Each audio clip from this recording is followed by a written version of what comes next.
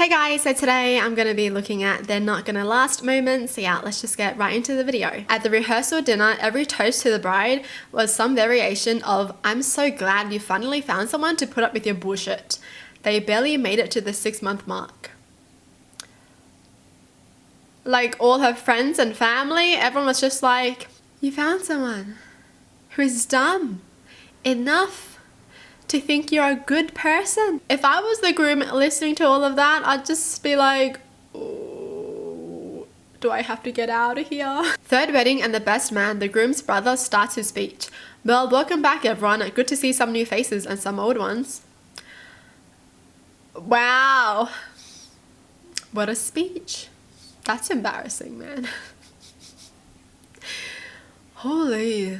I've never thought about this actually, like re-inviting everyone back like to your second wedding and third wedding.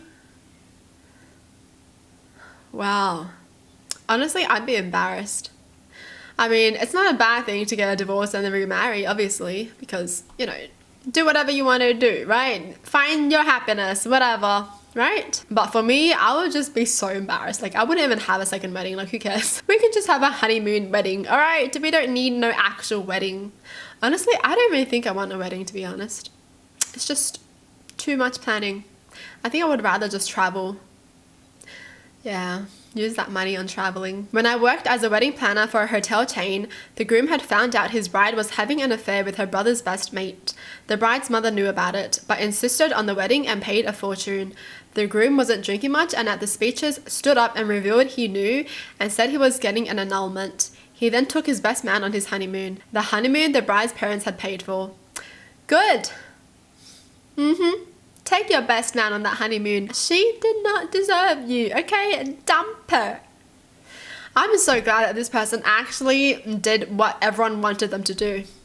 Instead of being dumb and being like, "I will still marry you," because that happens so many times. Like, if you find out someone is cheating before the wedding, why are you even gonna get married? Like, you think the marriage is gonna fix something? No.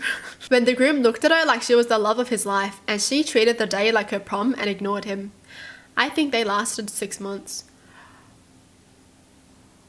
How are people like this? Like, how are you getting married and you don't even like the person you're getting married to? These people are a bit crazy, honestly. Like, if you don't want to get married, then don't get married. Like, don't invite everyone to your wedding and just seem upset. Asked the groom in a recorded interview why he asked her to marry him, and he said the pressure to get married. They lasted less than 2 months. Hadn't even finished the video and they were over.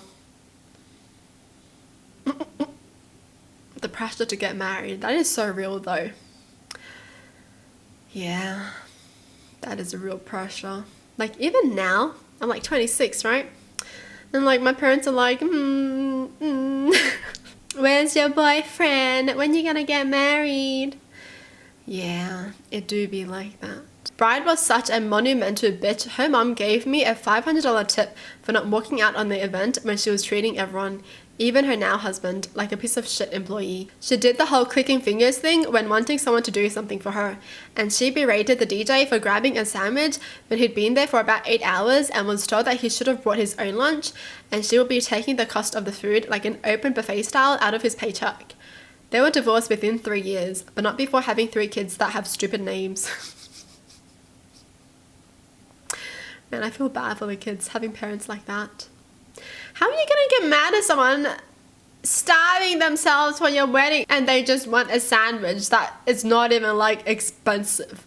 Max $5. Like, do the people not see the signs, or, you know, do they just put up with it? Because holy, if someone was like this, I would not be putting up with it. Like, if they treated other people terrible, get lost. I met with potential clients to go over the details of the wedding and to see if we would be a good fit to work together. I tried to schedule something at a cafe, but they insisted on me coming to the house. When I arrived, there was a 5-gallon Home Depot bucket of dirty diapers on the front porch. I had a feeling this wasn't going to go well. A young kid, probably 7 or so, answered the door. All I could see and hear were children running around everywhere. The soon-to-be husband was sitting on his bed that was in the living room watching TV, and the bride was in the kitchen with 2 kids on either hip. She told me to sit at the kitchen table to go over the wedding details.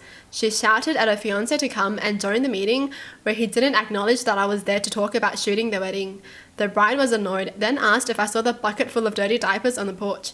I said that I had, and she said her fiancé has so many kids with other women that is the only place to keep them so they don't stink up the house. I did not take the job. I always wondered what happened to that couple.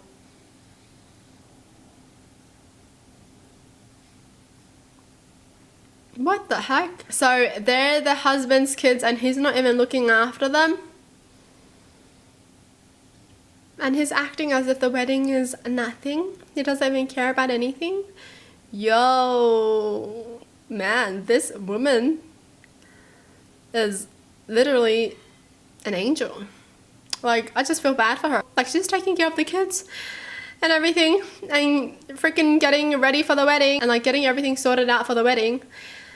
And the husband can't even just sit his butt to listen.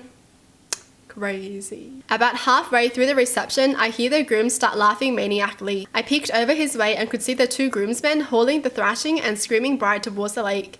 They threw her into the freezing cold water with her veil and dress still on. When she got out of the water, I genuinely thought she might shoot somebody. Saying she looked like a drowned rat would have been insults to rats. Her hair and makeup and probably the dress were ruined beyond repair. The fact that the groom laughed and didn't do anything stuck with me as being a dogshit move even as a teen. Apparently she thought so too because they didn't even make it 6 months. How did he even allow that to happen? Getting thrown in a freezing lake on your wedding day and your freaking fiancé husband-to-be just laughs at you without helping you up? And what were the groomsmen thinking? Like, you really think that's a good idea? What the heck?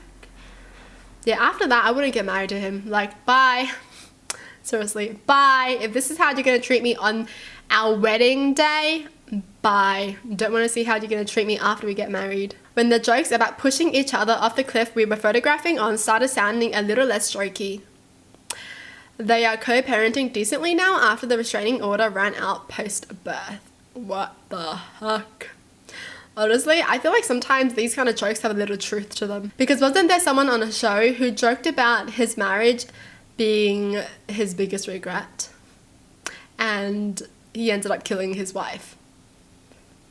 So like, yeah. When cutting the cake, she playfully got some on his face. He proceeded to grab a giant chunk and punch her in the face with it. Several times, hard. She was digging it out from underneath her eyelids, bawling, and her dad needed to be held back.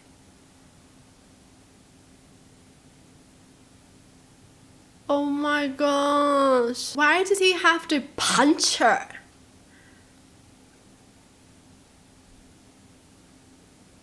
Several times. I mean, I get that she got some on his face, but just get some on her face.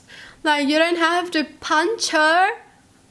What the heck is wrong with him? Like, he could have just got some on her nose, you know? Like, you know, do a little playful, yeah. But nope, he's really gonna be like, boom. Okay. Well, that's it for the video. Hope you guys enjoyed. Tell me in the comments down below what your thoughts are. And as always, thanks for watching. Hope you guys liked it. And I'll see you guys next time. Bye.